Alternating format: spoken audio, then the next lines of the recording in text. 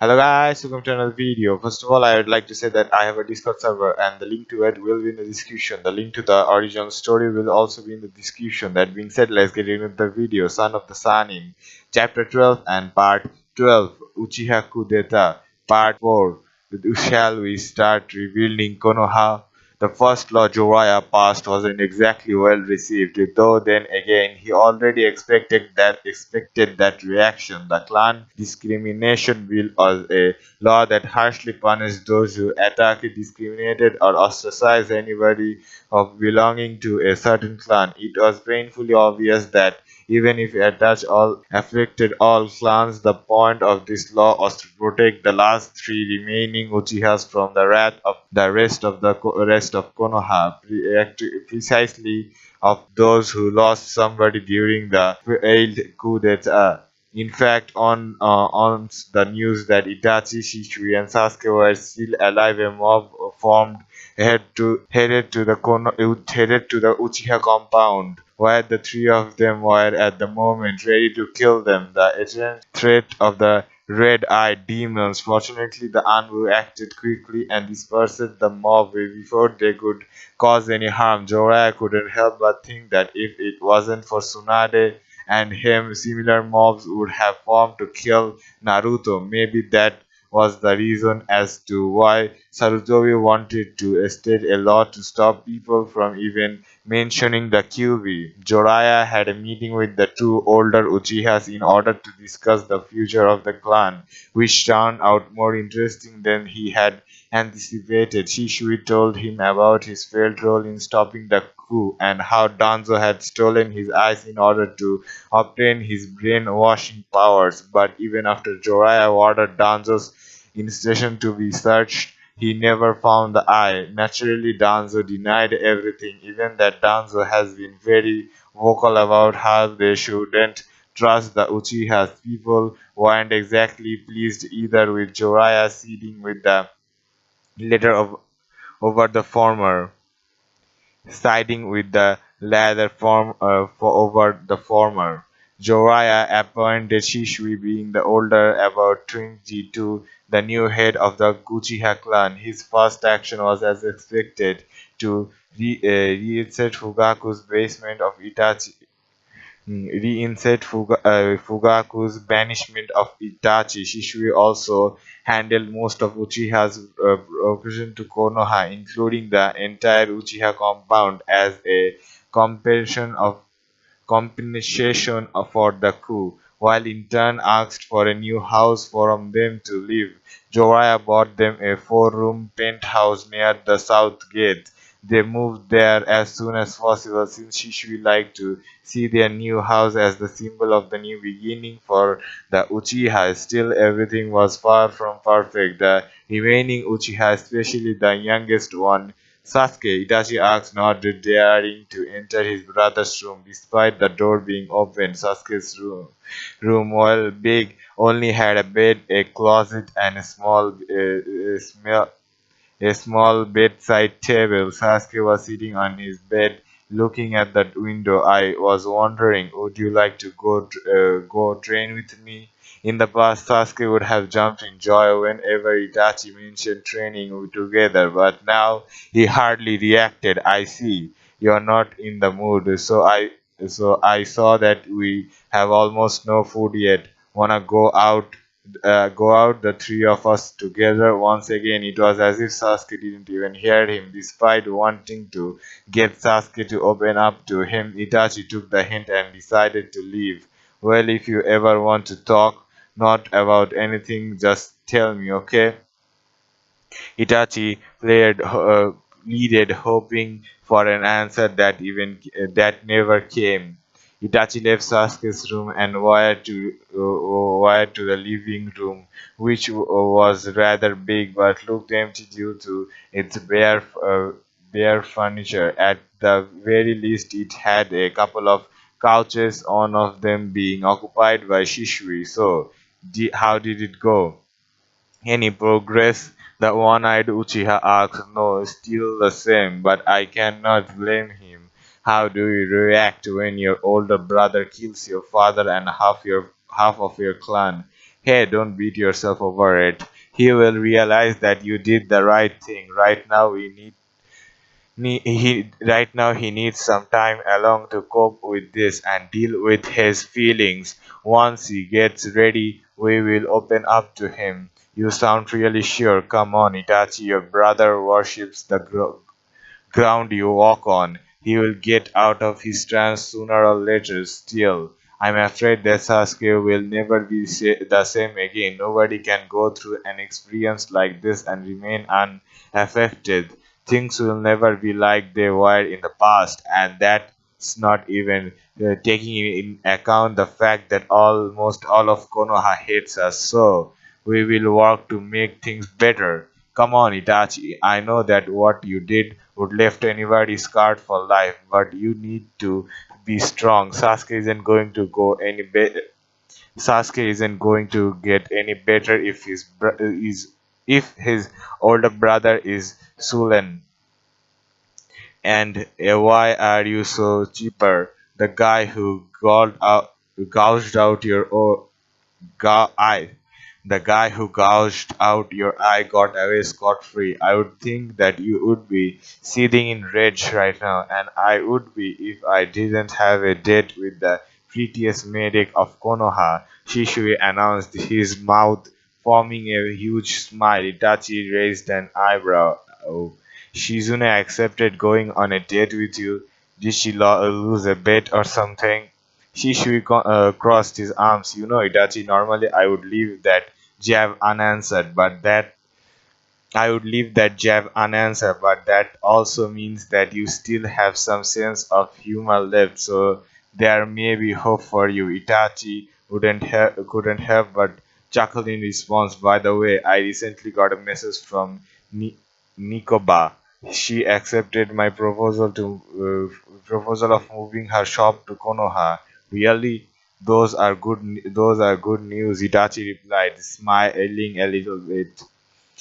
Right now, we are going to need all the civil allies. She said as she was doing it for Tanaki that Eternal City wasn't place for a little that abandoned city wasn't a place for a little girl, and she ever even said that she might enroll Tamaki on the academy. That's even better. Sasuke would definitely could use a friend like her. Now that you mention it, Sasuke never made any friends in the academy, right? Shishui asked. Sadly, no. He was more productive with his ninja training and considered socializing a waste of time. That's awful. Maybe if he had some friends, they would help him deal with all this crap. Itachi was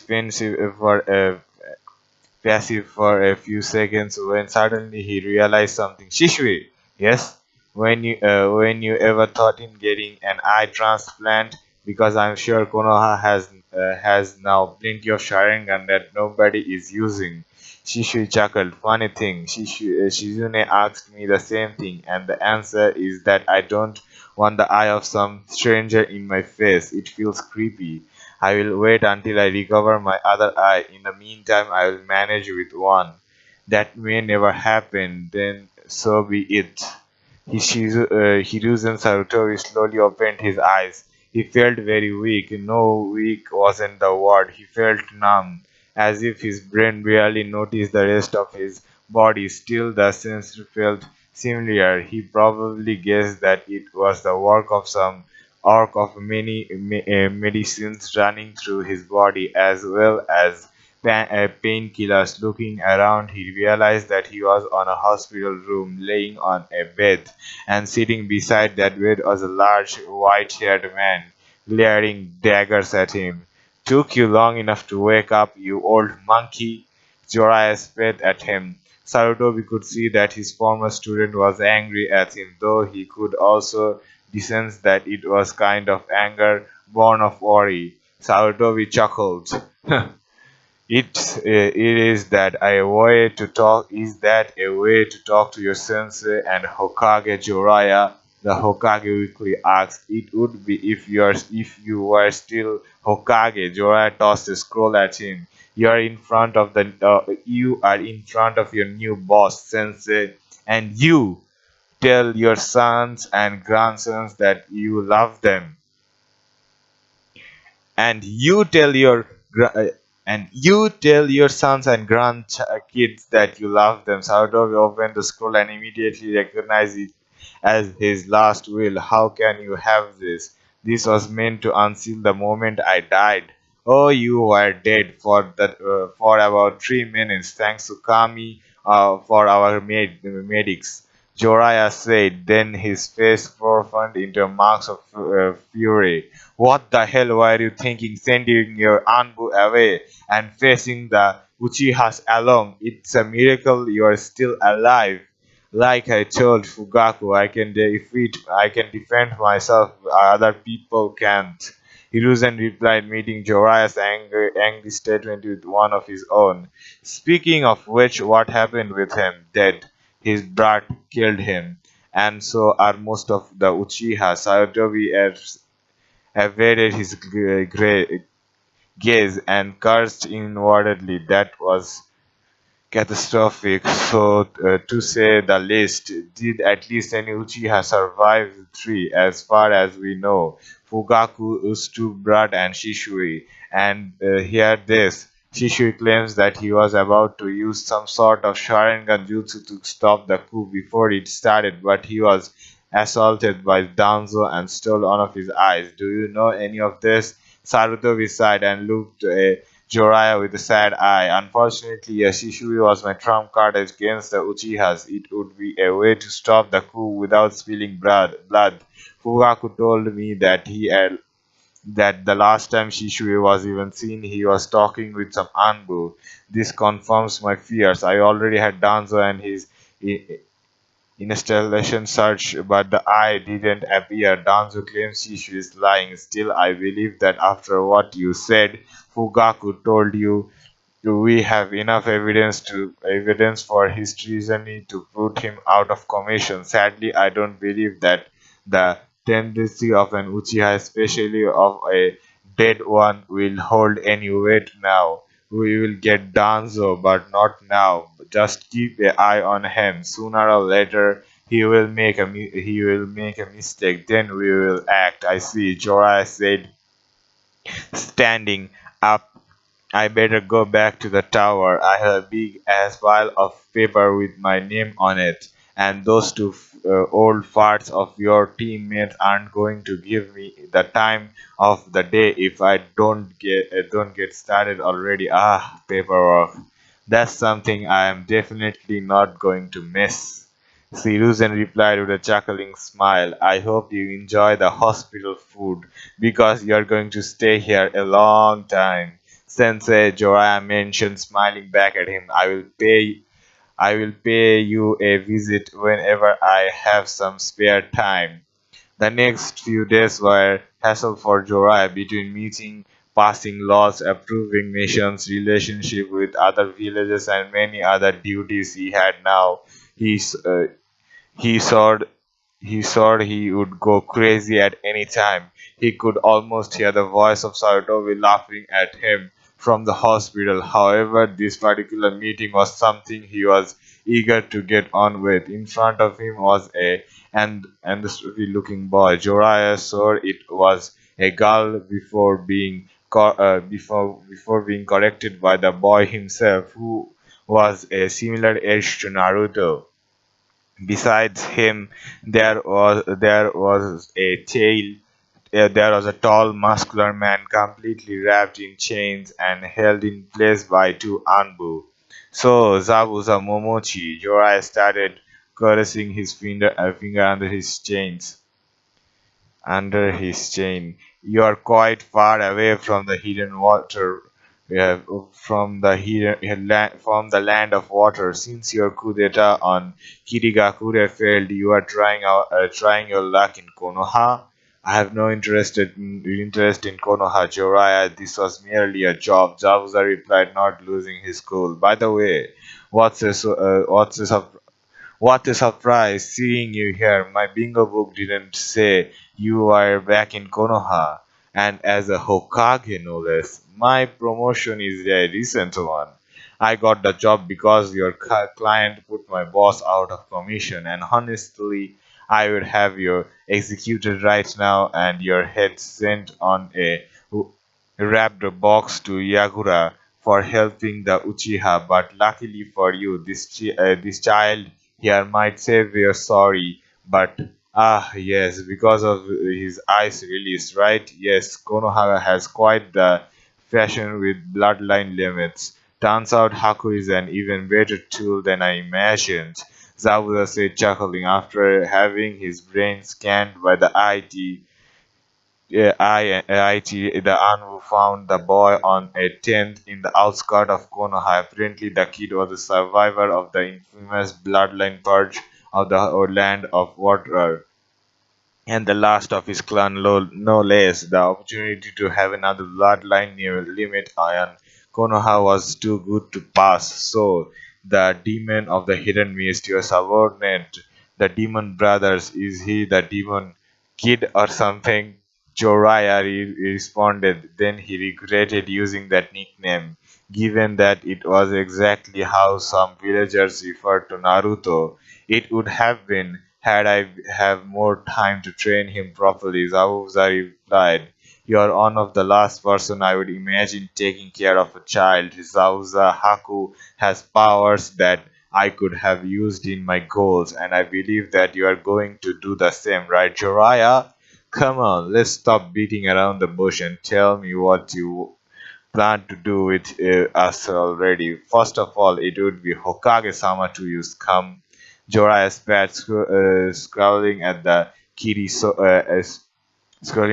sword while projecting some killer intent. Now, this is what we are going to do. For the time being, you will be sent to jail, and Haku here will attend our ninja academy. Once Haku graduates, and if there's no incident while you are there, you will be out on probation. While on probation, you will carry out missions for the village. Once I believe you did that the village is paid, both you and Haku will be released free from any change and go wherever you please. As you can see, it's a pretty reasonable deal. Naturally, Jorai didn't mention that his plan relied on the possibility of Haku growing attached to Konoha and not wanting to live with Zabuza once the swordsman probation ended. Zabuza already guessed this, but something are better unsaid. What if I refuse? Zabuza tenderly asked. Then you will be immediately executed, and Haku will be sent to a certain acquaintance of mine, which will brainwash him into a obedient doorman. And once he becomes old enough, he will be forced to have children with several women of Konoha in order to produce ice release users. Not a very good at alternative for either of you, but this isn't your choice. Jorah stared at Haku in the eye. What do you say, kid? Do you want to save your pal and become a Konoha ninja? Haku was trembling. He looked at Zabuza with fearful eyes as if looking for his approval. The demon of the hidden mist merely nodded, and Haku heard the glance. Yes, I would like to become a ninja of Konoha, but please do not harm Zabuza-sama, Haku pleaded. Zabuza won't receive any harm. He is going to the prison. While it's hardly a pleasant place, I'm sure his reputation will keep himself. Zoraya said as he made a hand motion, and the Anbu took Zabuza away. Another couple of ninja escorted the office. A brown-haired man that couldn't stop coughing, and a woman with long purple hair. These are Hayate Gecko and Yagao Uzuki. They volunteer to take care of you as long as you stay here. I trust you will be fine with them. Haku looked at his new guardians who smiled at him. Still, Haku's sadness didn't disappear. He then turned back at the Hokage. Can I visit Zabuza-sama? Yes, you can, as long as as long as your legal guardians allow it. Joraya was already expecting that question and had the prison visit schedule on hand.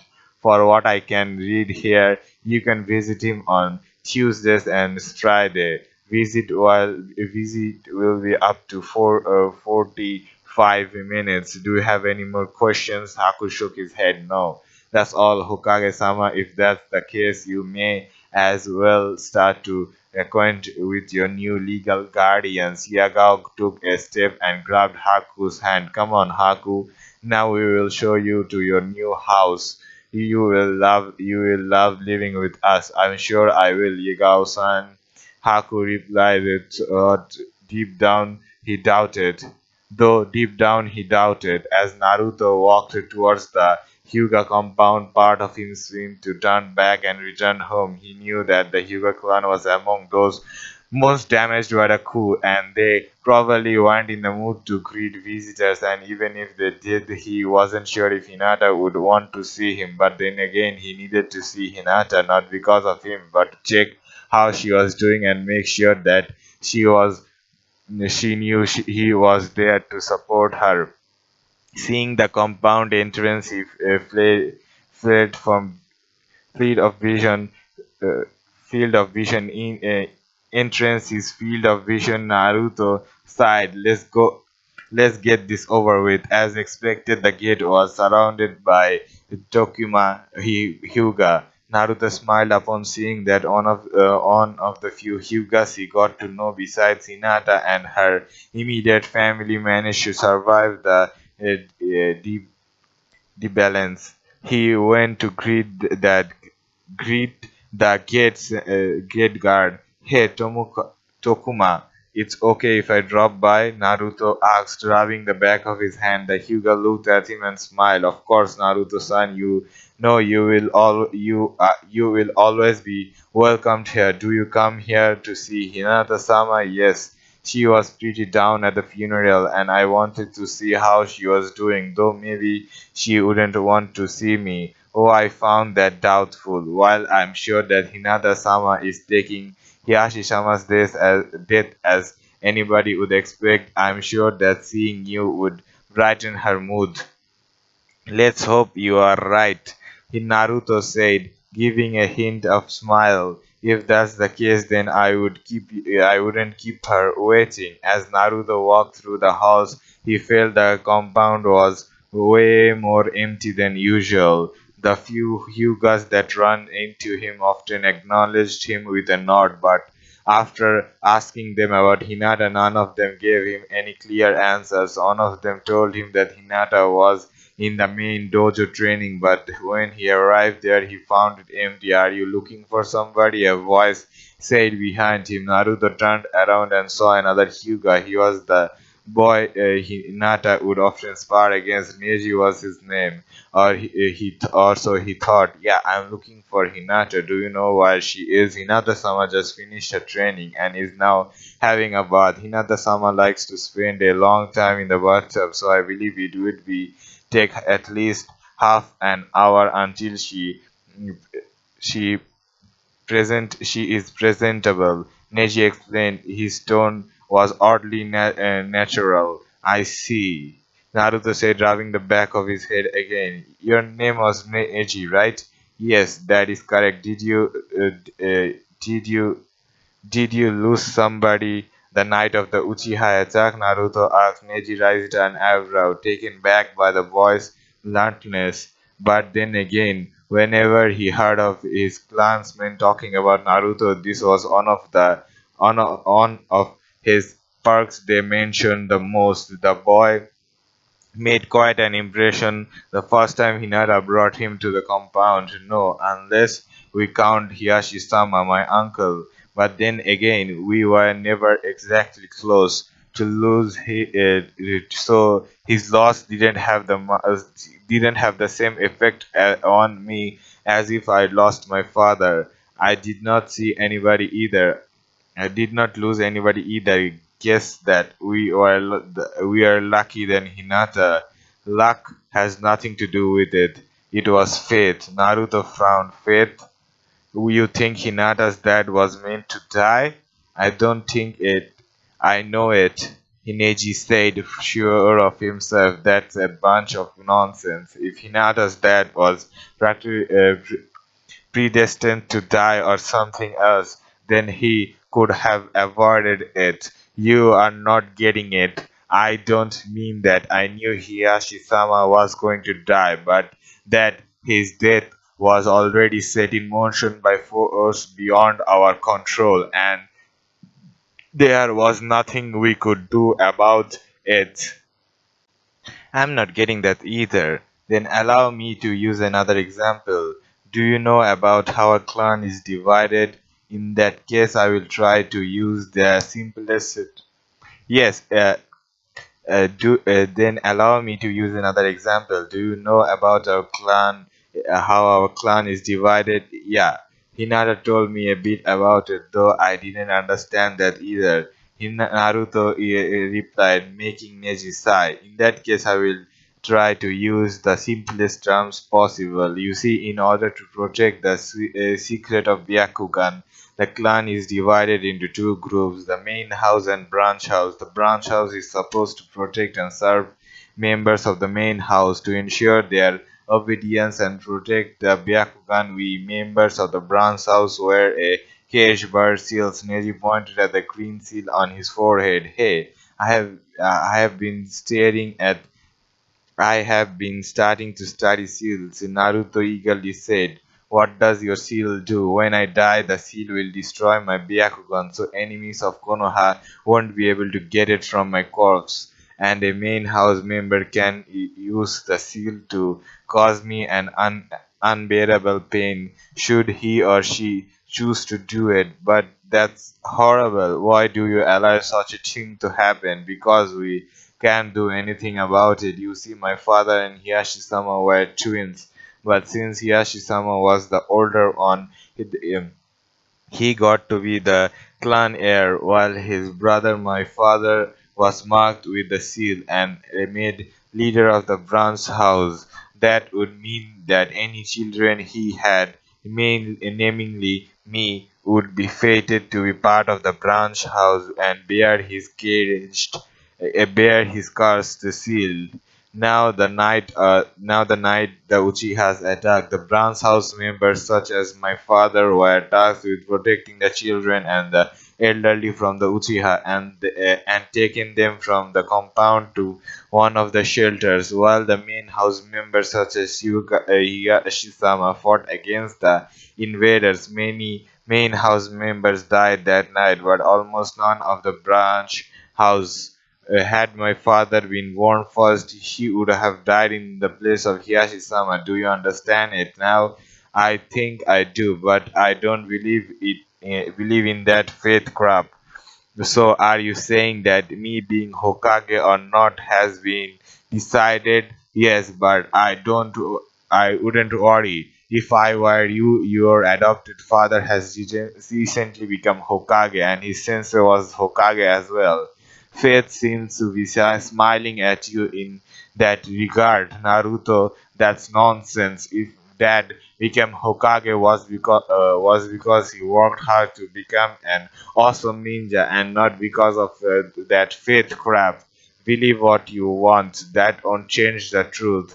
By the way, your waiting is already over. Neji said, looking at something or somebody behind Naruto. Naruto turned around and saw Hinata in her usual clothes. Naruto-kun, Hinata-sama. Naruto has come here to see you, Neji said, making a slight bow. Thanks for keeping him company, Neji-nisan. If you don't require anything from me, I will take my leave, Neji said. Hinata nodded and her cousin left the dojo. Now that Neji was out of the way, Naruto felt a bit more comfortable. So, Hinata, how's everything going? It's good. I'm trying to be strong. Thanks for your interest in my well-being, Naruto-kun. It means a lot to me. Hey, that's what friends are for. Naruto replied, his mouth forming a foxy grin. If you want anything, you only need to ask. You being here already lifts my spirit, Hinata assured, trying to smile. So what was Neji-san talking with you, Naruto-kun? I swear I hear him mention the cage bird seal. Yeah, he told me about it. Why does half of your clan is for, why is half of your clan forced to wear it? Naruto said he was clearly put off by such revulsion. Hinata hoped that this wouldn't make him see her or her family in a negative light. It's a tradition that has been present for generations. That doesn't make it any more right. If I were become clan head, I will try to convince everybody to abolish it. It has done nothing but create stuff and misery, especially on branch house members like Neji Nisan. So that's why he looks and acts so uptight. Sadly, yes, deep down, Neji-san is a kind and caring person, but the seal cursed his spirit a bit. Back when we were little, he was the most cheerful boy around. He never stopped smiling. Well, guess what? Besides being Hokage, I will also help you become the next clan head so you can make the Hyuga better. Really? That would be great, Naruto-kun. By the way, now that your father is, well, no longer with us, Naruto was struggling to address the issue in a decent way. I'm definitely not his forte. Who is going to be the good clan head? Your mom? Hinata nodded yes. Fortunately, mother also shares my views regarding the cage bird seal and the division of the clan. Maybe together we can change things. Speaking of which, how is Tsunade-sama? I heard she was gravely wounded during the incursion. Oh, she is fine. It takes something more than a blade to the gut in order to take mom out. She has to stay a couple more weeks at the hospital, but the doctor says she's fine. Hinata sighed in relief. Good to hear. I would hate if you lost your mom. Hey, speaking of which, would you like me to go with speaking of which, would you like to go with me to pay her a visit? He gets bored as hell in the hospital, and I'm sure she would love seeing you. Hinata smiled. Of course, Naruto-kun, let me change first into something more appropriate. In the outskirts of Konoha, two figures were walking through a path that led towards the ninja village, one smaller than the other, an adult and a child, both redhead. One of them, the child who couldn't be older than 9, wore glasses. Look, Karin, the woman said, pointing into the distance. Our journey is finally over. The girl Karin adjusted her glass and narrowed her eyes to see the village better. Why do you think this place will be different from the others, Mom?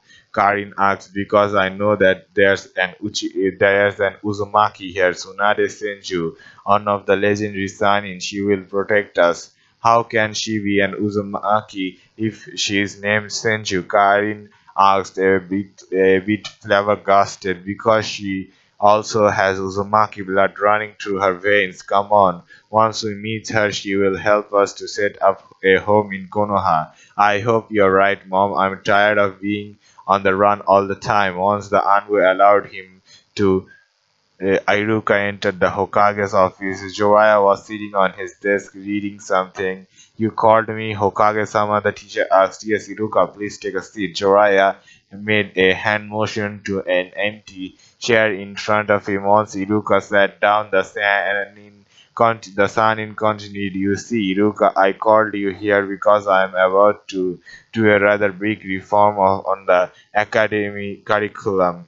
Iruka shifted on his chair, feeling uneasy. I see. And how big are we talking about? Pretty big. You see, Tsunade Hime and I have been reviewing the curriculum and found it rather lacking. before we get into it, I would like to discuss a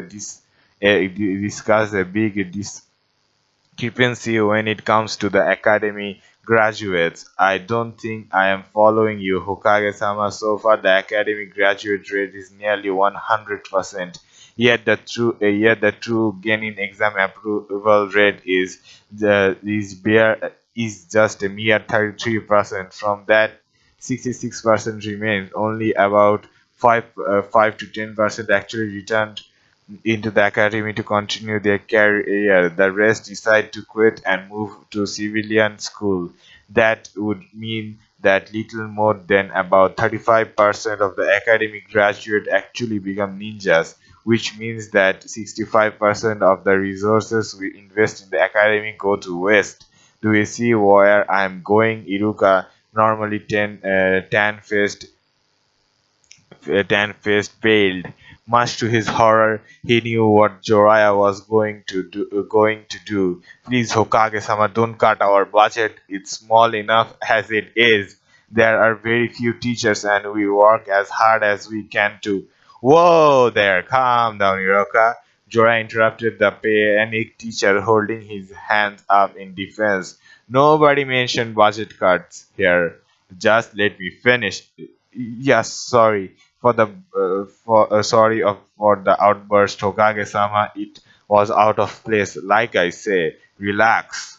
I know that you and your fellow teachers are doing your best. Now with Tsunade himself, we devise a new curriculum to make sure that the academic graduate test will have the same approval rate as the true gaining test. Take a look, Jiraiya said as handing him a folder to Iruka. Iruka spent the following minutes carefully reading the teaching plan for each year. Turned out that Jiraiya was an exacting when he was talking about big change.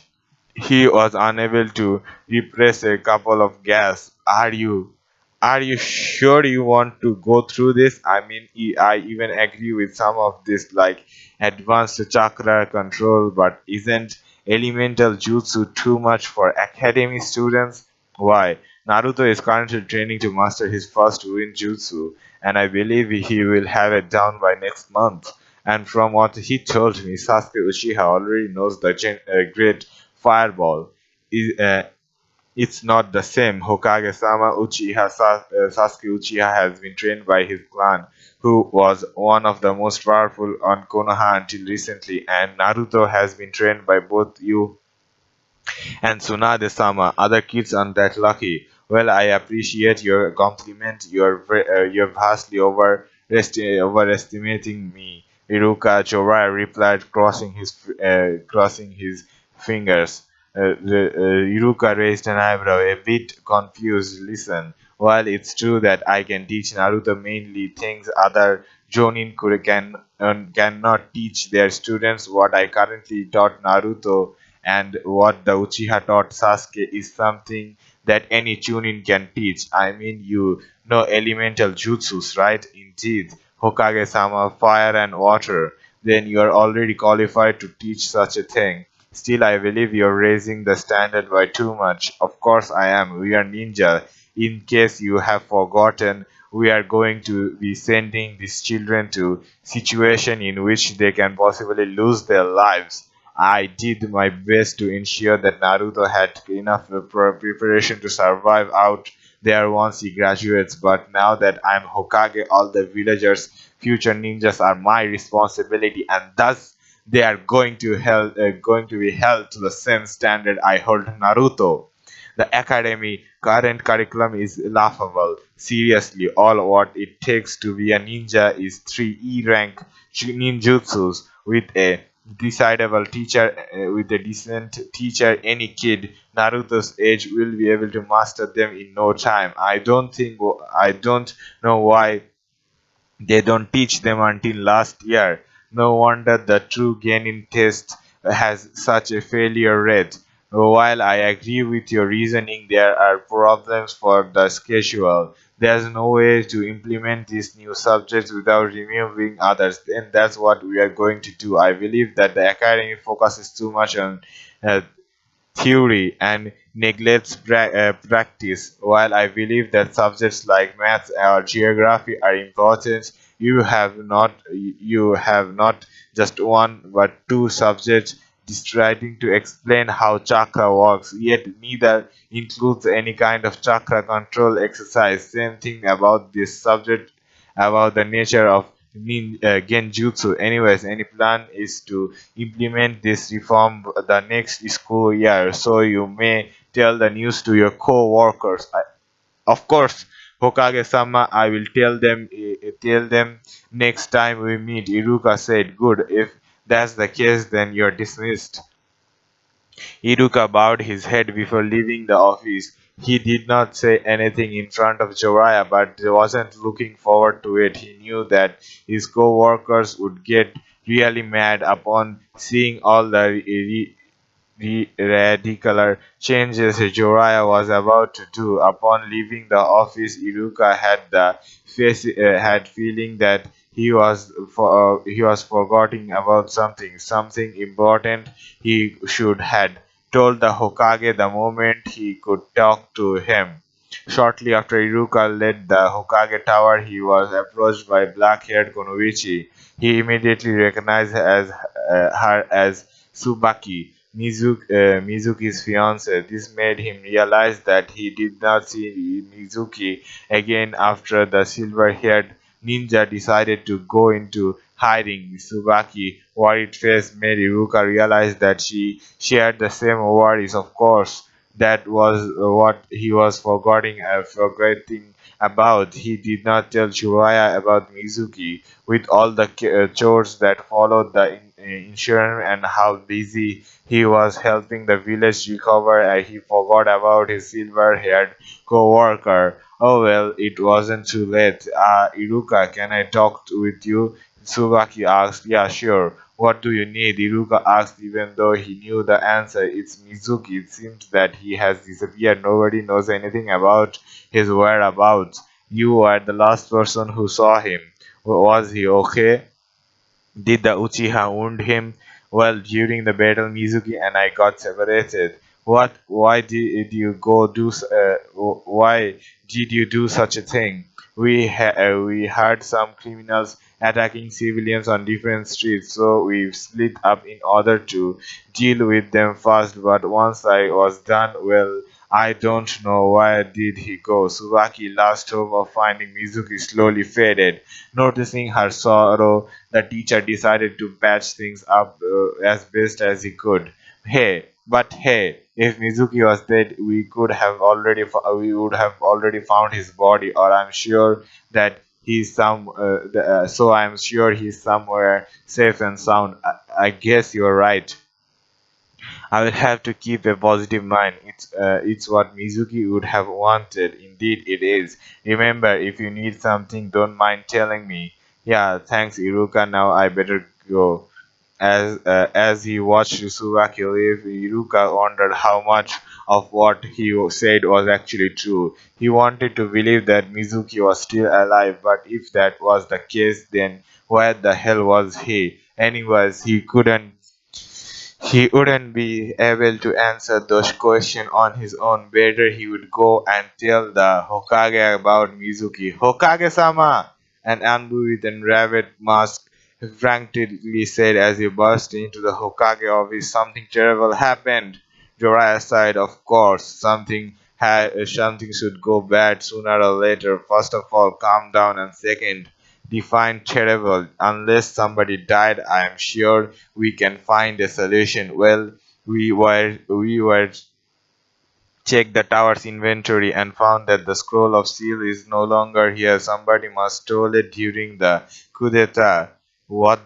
Quick! Alert all the Anbu. I want all available squad to look for that scroll. Yes, Hokage-sama. Jiraiya growled loudly as he took his hand to his head.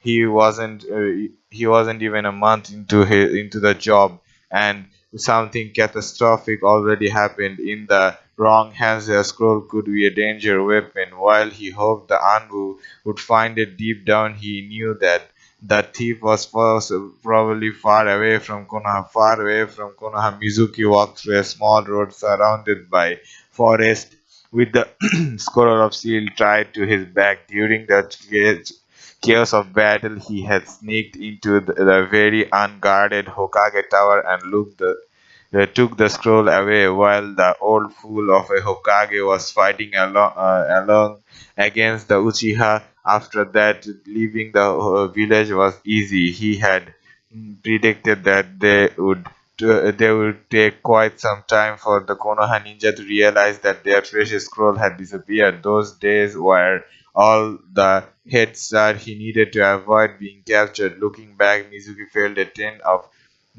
a trigger of remorse for his actions, but Satan quickly disappeared and left no lasting impression. Konoha is pretty much on its deathbed. A ninja of my caliber has nothing to do on such a place. As a last act of cutting ties with the village, Mizuki removed his